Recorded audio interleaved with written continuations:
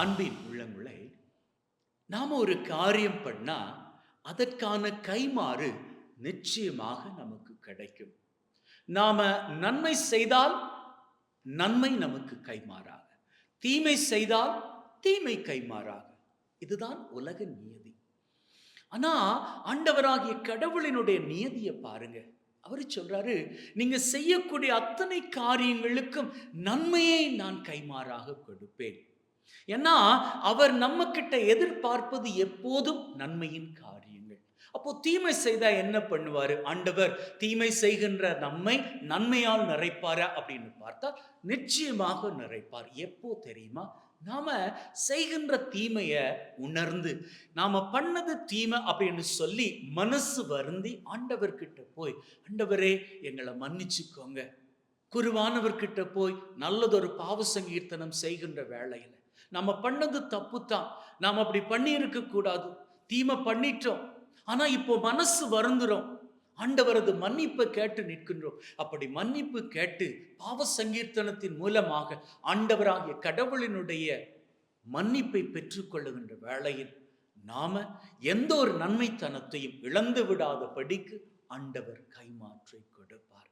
ஆகவே நம்முடைய வாழ்க்கையில நாம பண்ணக்கூடிய நன்மையின் காரியங்களை இன்றிலிருந்து அதிகமாக பண்ணிக்கொண்டே இருப்போம். சமயங்கள்ல நீங்க வாழ்க்கையில டெய்லி நன்மையின் காரியங்கள் பண்ணிக்கொண்டு இருக்கிறவராக இருக்கலாம்.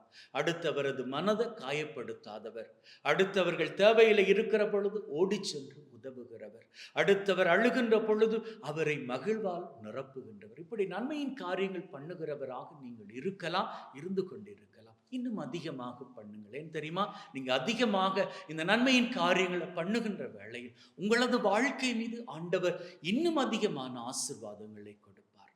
அதே வேளையில ஒரு வேளையில நீங்க நன்மையின் காரியங்கள் இதுவரைக்கும் பண்ணல அப்படின்னு சொன்னா, இன்றிலிருந்து நன்மையின் காரியங்கள் பண்ண ஆரம்பியுங்கள். அப்படி நன்மையின் காரியங்கள் நீங்க பண்ணுகிற வேளையில உங்களது வாழ்க்கையிலே ஆண்டவர் ஒரு பெரிய மாற்றத்தை கொண்டு வருவதை நீங்கள் உணர்ந்து கொள்வீர்கள். சமயங்கள்ல நீங்க தெரிந்தோ தெரியாமலோ தீமையின் காரியங்கள் பண்ணி இருக்கிறீங்க அப்படின்னு வச்சுக்கோங்களேன். அவற்றுக்கெல்லாம் மனசு வருந்தி நல்லதொரு பாவ சங்கீர்த்தனம் செய்து விடுங்க.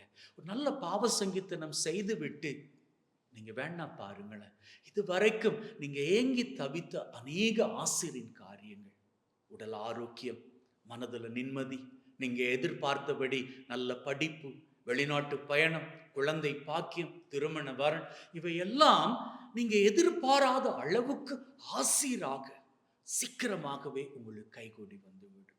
அப்பேற்பட்ட ஆசீர்வாதங்கள் உங்களது வாழ்க்கையில் அமையணும், வந்து சேரணும் அப்படின்னு சொன்னா நன்மையை செய்யுங்கள். அதற்கு கைமாறாக ஆண்டவர் நிறைந்த நன்மை வாழ்க்கையில் கொடுப்பார். ஆமென்.